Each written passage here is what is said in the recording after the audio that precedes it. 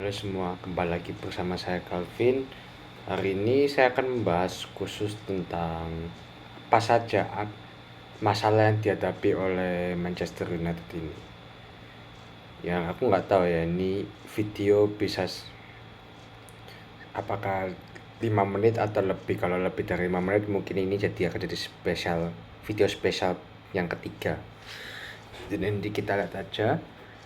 Jadi ini masalah MU itu seperti mungkin ada di video kemarin itu cukup kompleks. Jadi banyak hal.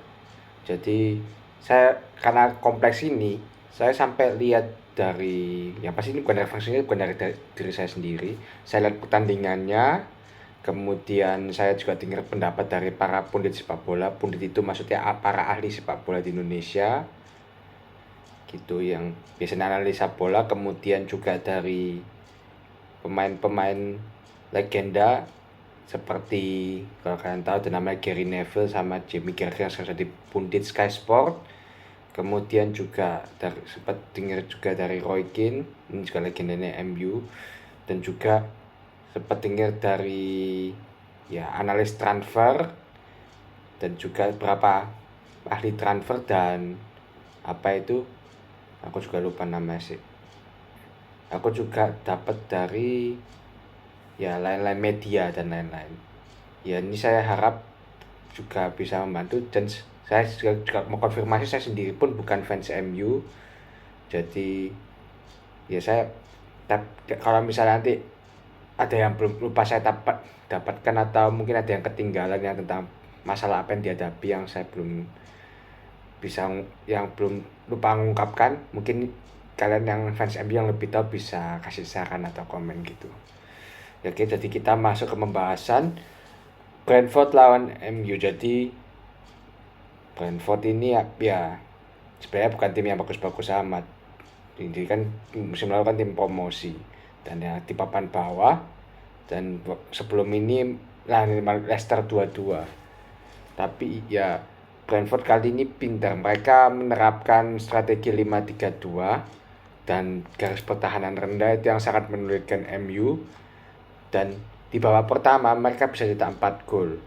Pertama lewat Jose da Silva di menit 10 yang memanfaatkan blundernya De Gea. Kemudian Matthias Jensen di menit 18, 8 menit kemudian itu juga kesalahan komunikasi antara De Gea dengan Eriksen yang kehilangan bola. Kemudian jadi Jensen tinggal tendang ke gawang kosong. Kemudian headingnya Ben Mee yang mengalahkan back baru MU Lisandro Martinez sama Bryan Mbeumo namanya. Jadi yang keempat itu dari counter. Jadi berhadapan dengan Luke Shaw gagal dan gol. Jadi kita bahas satu-satu dulu ya. Kita pertama bahas dari pemain dulu. Ini 11 pemain ini semua bermasalah yang diturunkan oleh Erik ten Hag. Ini 11 pemain starter ini yang dihadapi MU ini, yang dipasang oleh manajer Erik ten Hag ini adalah 11 starter musim lalu yang juga hancur. Jadi kita bahas satu-satu. Pertama, David De Gea. David De Gea ini sebenarnya apa ya? Aku termasuk yang satu penggemar berat karena dia satu kiper terbaik di dunia dengan refleksnya yang bagus apa. Tapi di satu pertandingan ini kali ini dia betul-betul hancur. Jadi sebelum pertandingan ini dia menyelamatkan banyak untuk MU. Kalau nggak ada De Gea ini MU kebobolan lebih banyak. Tapi di pertandingan ini De Gea blunder 2 kali. Jadi ini juga yang menunjukkan bahwa kiper juga manusia gitu. Kiper juga bisa melakukan kesalahan, nggak bisa selalu bagus terus. Dan juga dia juga punya kelemahan di distribusi bola. Itu terbukti di gol kedua lawan Eriksen, karena itu kan jadi posisinya itu backnya itu yang gol kedua itu posisi backnya itu backnya itu ada 2-0 Lisandro Martinez sama Harry Maguire, tapi dia ngumpan ke si siapa itu Eriksen yang dipres, Christian Eriksen. Ya direbut bolanya dari Eriksen. Jadi tinggal berhadapan sama kiper pemain Brentford ini, namanya siapa ini lagi, Matthias Jensen, dan dia cetak gol dengan mudahnya gitu. Ya ini ya makanya aku nggak terlalu sulit mengalahkan De Gea. Dan ya mungkin kalian lupa juga yang lihat De Gea itu walaupun blunder gini, dia sempat melakukan beberapa penyelamatan loh. Kalau enggak, MU bisa kebobolan 5 gol, 6 gol. Karena Brentford dapat banyak peluang, saking buruknya pertahanan MU. Ini 11, oke. Jadi kemudian backnya, ya ini semua buruk. Dalot, Sandro Martinez, Luke Shaw, terutama kaptennya ini Harry Maguire. Apa ya, kalau Luke Shaw ya, mungkin ya Dalot sama Luke Shaw. Ini dua back ini ya nggak berguna. Ya kalau Dalot lebih fokus ke menyerang sehingga lupa bertahan.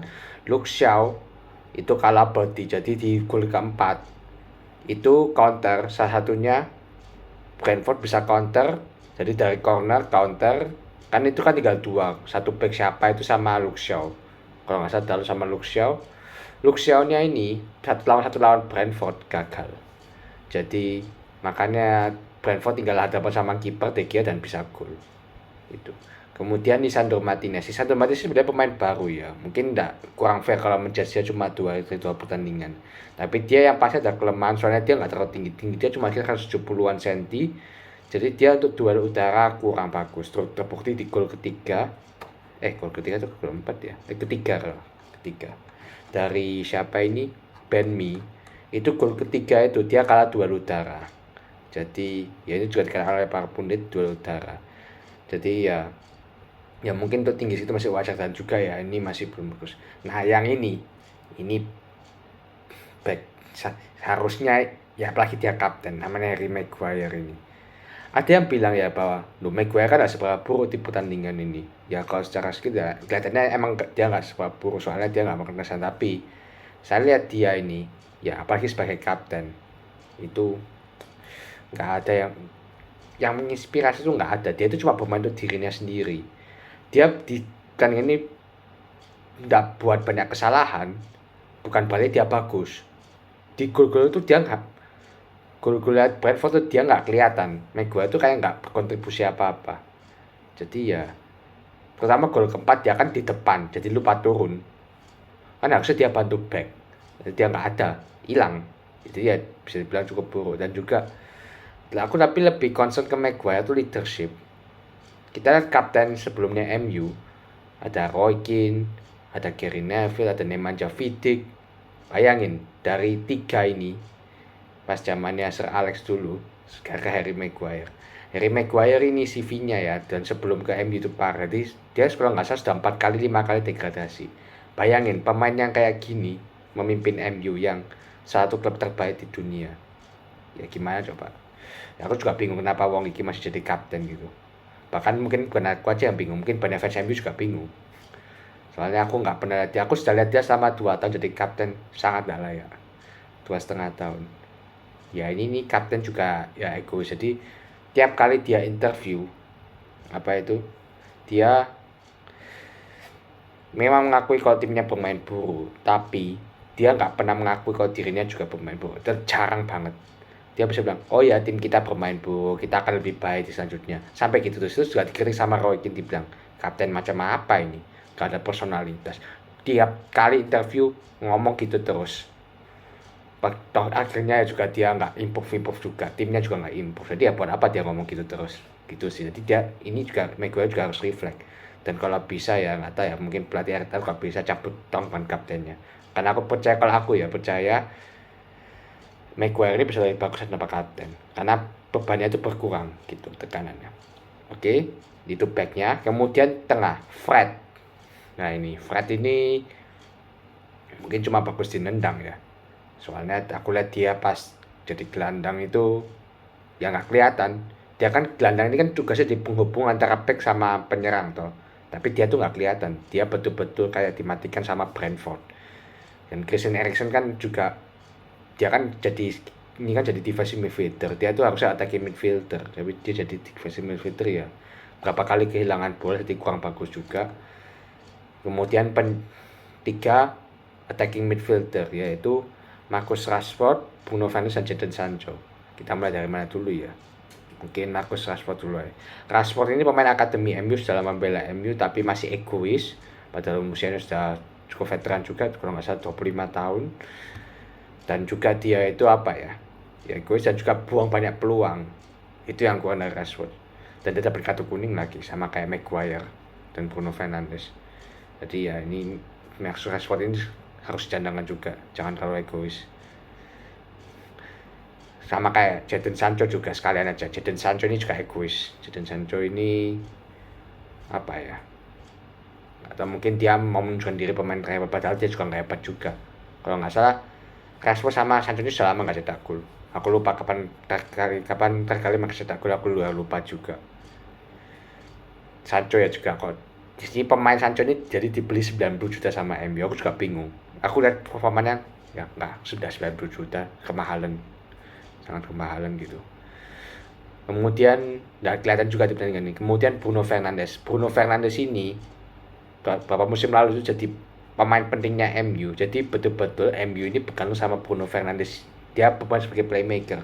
Bagusnya Bruno ini dia bekerja keras. Dia hanya di tengah, dia mau ngejemput bola ke kiri, mau bantu defense, mau apa. Dia kerja keras, dia bagus. Bahkan sempat jadi player of the year-nya MU, padahal dia masuknya pertengahan musim. Berapa musim yang lalu. Tapi sekarang dia kurang bagus, dia banyak drama, jadi kadang-kadang gampang jatuh, gampang emosi, kemudian tendangnya ke atas ke bulan, ketendang. Dia dapat 2 peluang loh di pertandingan ini. Tendangnya ke bulan. Jadi yang Bruno sekarang lagi error. Ya mungkin karena timnya juga error sih. Jadi yang terakhir Ronaldo ini kan pasti tahu ini Cristiano Ronaldo pasti salah satu terbaik di dunia, menang berapa ya? 5 atau 7 5 kalau nggak salah Ballon d'Or. Aku lupa berapa. 5 Ballon d'Or, menang banyak penghargaan, menang banyak rekor. Ya. Tapi dia masalahnya itu di sikap sih, terutama ke fans MU. Ini yang bikin fans MU gedek itu soalnya dia tuh sudah nggak ada komitmen untuk bertahan di klub ini lagi. Beda dia kan di MU kan satu gaji yang termahal. Dia nggak mau di MU lagi, dia sudah mulai istilahnya dia mau meninggalkan tim yang lagi hancur. Itu kan bukan mental seorang profesional, kan pemain profesional kan malah membantu tim yang hancur. Apalagi Cristiano Ronaldo itu sudah tua, dia kan sudah menawarkan diri klub lain, tapi nggak ada yang mau beli. Jadi dia terpaksa bertahan di MU. Kalau dia dapat tawaran yang bagus dari klub lain, pasti pindah. Apalagi yang main di Champions League. Karena target dia tuh main di Champions League, kan MU kan sekarang main di Europa League, gitu. Ya nggak tahu, tapi sayang sih Ronaldo kan sudah bangun reputasi dia yang sangat bagus selama bertahun-tahun ini, rusak karena musim ini. Apalagi ke fans MU yang sudah makin mungkin kesel sama Ronaldo gitu. Bahkan sama pemainnya pun aku dengar rumor di media bahwa pas makan siang dia makan sendiri. Setelah pertandingan itu pas makan siang dia makan sendiri dan sama pemainnya. Jadi pasti ada something di ruang ganti ini. Pasti ada sesuatu di ruang ganti ini yang membuat Ronaldo ini sudah dibenci gitu. Ya mungkin katanya ada kubu-kubu juga antara Maguire atau Ronaldo. Maguire kaptennya sama Ronaldo ya bingung lah aku juga gak ngerti. Kenapa Maguire? Karena Maguire didominasi oleh orang Inggris, yang bisa dukung dia adalah orang Inggris, akan Ronaldo yang palingnya non Inggris gitu sih. Tapi ya Ronaldo sebenarnya di pertandingan ini ya harus dibilang bagus ya, mungkin paling bagus di pemain di pertandingan ini. Walaupun dia gagal berapa peluang, tapi dia berkontribusi dalam menyerang gitu. Cukup. Sayangnya cuma di gol pertama dia kehilangan bola. Ronaldo ini kehilangan bola yang katanya harusnya dilanggar sama pemain Brentford, kemudian Brentford lupa dan De Gea juga blunder. Jadi ya ini satu tim berubah lah. Oke, selesai satu tim. Kemudian tapi tidak ada pemain yang masalah. Pelatih. Ya pelatihnya ini ya dari sisi pelatih itu Erik ten Hag kan baru masuk, jadi ya nggak bisa sih. Kalau Erik ten Hag sebenarnya bukan masalah. Bukan ada yang bilang Erik ten Hag mungkin kurang bijak ya. Jadi dia kan baru masuk, dia baru nangani 2 laga. Dan ya kondisi short MU memang sudah buruk gitu. Bahkan mikir kalau pelatih kayak Pep Guardiola pun atau Jurgen Klopp pun bakal susah nangani MU. Soalnya pemainnya kayak gini, nggak ada semangat juang. Bahkan lari, kata Roy Keane, lari aja nggak mau. Kebut bola aja nggak mau. Gimana lu mau memperkehat? Katanya lu komitmen ke klub tapi kayak nggak ada kebanggaan pakai baju MU ngono loh. Bukan ini ya. Bukan nggak ada kebanggaan pakai baju MU, salah satu klub terbaik di dunia gitu loh. Itu yang sayang nih. Dan Erik ten Hag ini apa ya, istilahnya dia sudah berusaha yang terbaik. Emang ada beberapa kesalahan, dia juga mempertahankan para pemain lama, tapi harusnya dia menunjukkan ketegasannya lebih. Harus berani mencadangkan pemain-pemain yang main buruk, terutama Maguire, Fred, kemudian mungkin dia Bruno juga atau apa. Dan semua, ya hampir semua pemain ini, kalau perlu 11 pemainnya, tapi nggak tahu kalau De Gea mungkin masih bisa sama Ronaldo. Tapi yang lain ini mungkin bisa dibuang atau dicadangkan dulu. Harus dibuang, dicadangkan dulu aja, supaya kayak mereka sadar bahwa tempat mereka itu bukan tidak tergantikan, tapi masih bisa digantikan pemain lain gitu. Dan aku ya, tapi yang tak puji Ten Hag juga, Ten Hag itu setelah kalah ini ya, besoknya nyuruh lari pemain MU itu 13,8 kilo. Kenapa 13,8 kilo? Soalnya pemain Brentford itu larinya lebih banyak 13,8 kilo dibanding pemain MU. Jadi saya pemain MU itu males.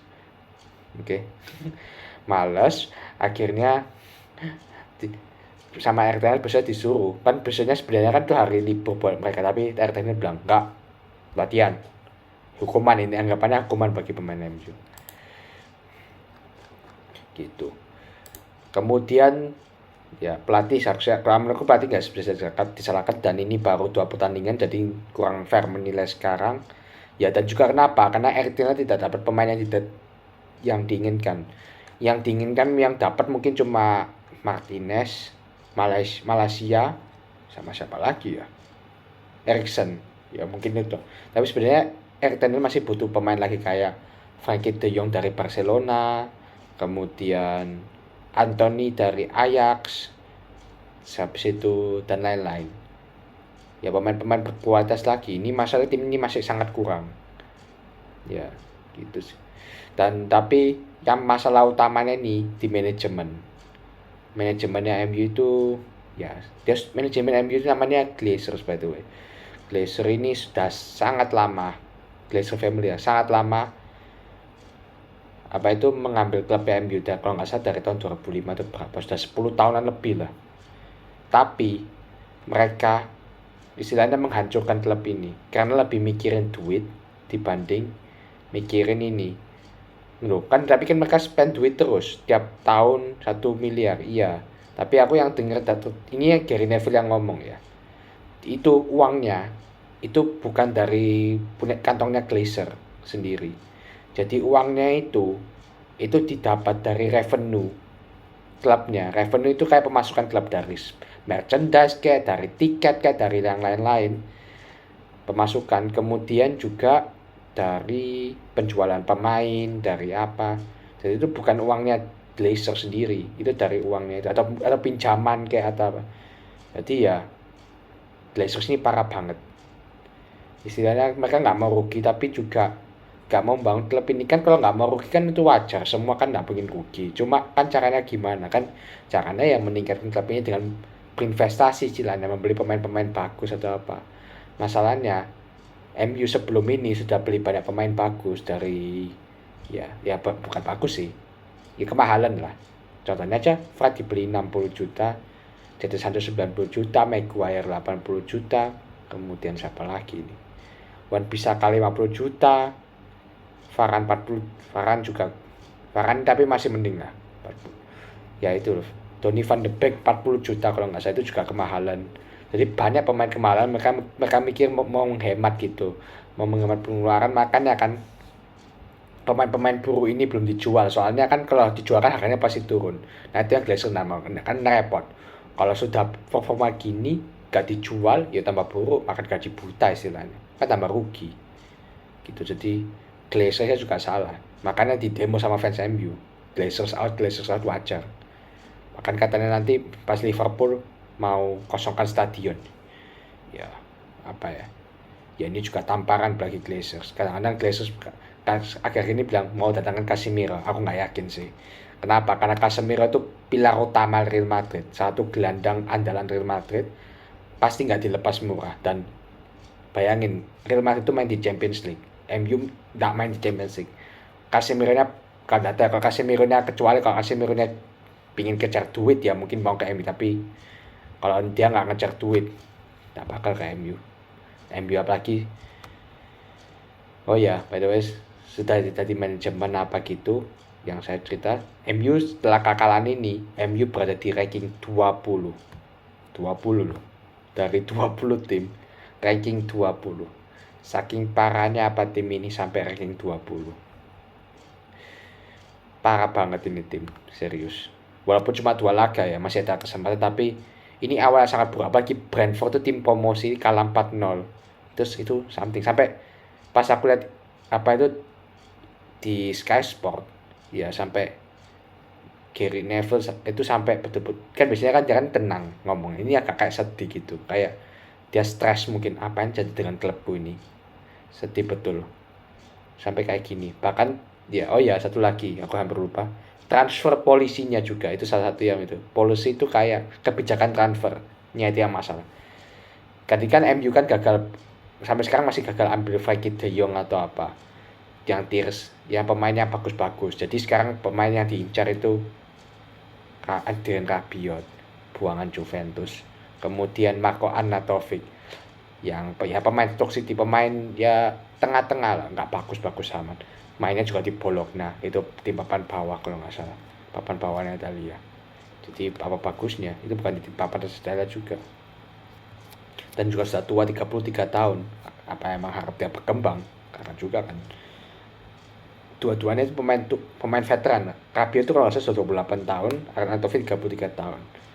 Ini para MU cuma ngincar pemain ini ya jelas tidak cukup. Mungkin bisa membuat baik dikit, tapi kalau mengubah situasi nggak bisa. Harus lebih bagus lagi ya kayak Evan gitu, tapi bakal susah. Akhirnya juga mahal. Aku nggak tahu apakah MU bisa, apalagi mereka nggak main Champions League gitu.